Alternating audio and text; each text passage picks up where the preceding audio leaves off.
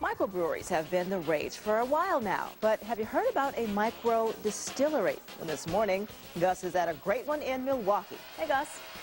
Good morning. It's called Great Lakes Distillery. They're about a year old. 3 men operate the place, and I guess the namesake is this guy, Guy Rehorse, because your name's all over the bottle. That's right. Makes it officially yours. And easy to remember for me. Yeah, for you, yeah. Now, you've been in business here about a year, right? Yeah.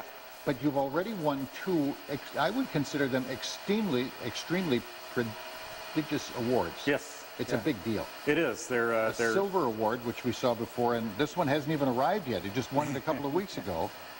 A double gold award for gin. Yep. Now, we were looking a little bit earlier with Doug and watching how you distill the pure grain spirits. Right. How does, do you start with something different if you're making gin, or does it all start the same way? Essentially, you start with the vodka product. What happens is Doug will soak the botanicals in a container. Okay.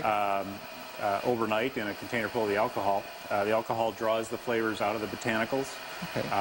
The next day, we place it in the still and start distilling the product. Okay, so it's sort of like tea. Yeah. But it's distilled after you put the flavor in. Right. Okay, so I mean partially distilled, because this stuff gets distilled several times. Yes, yes. In the process of being made. Yep. Now, these are the botanicals? These are the botanicals. We've got 9 botanicals, 2 of which, sweet basil and the ginseng, have never been used in a gin before, to our knowledge. And frankly, I think that's a big part of why our product has been so successful. It's got a really unique taste. And the other things have been used before, so what do we got here? This is... juniper berries. All gins have juniper berries. They have to have juniper berries in it. This is... cassia. That's a really strong cinnamon. Okay, a strong cinnamon. That's the ginseng. This is... that is the cardamom. Cardamom? Yep. This looks like lemon peel. That is orange peel. Oh, that's... And lemon peel is right down there. Lemon peel is next to it over here. This is... coriander. That's coriander. That's sweet basil. Sweet basil, yeah. That's one of your, I don't want to call it a secret ingredient because it isn't a secret anymore, but it's one of the ingredients that's different. And this one is... And anise. And anise. Yep. So all of those in proportion are put in.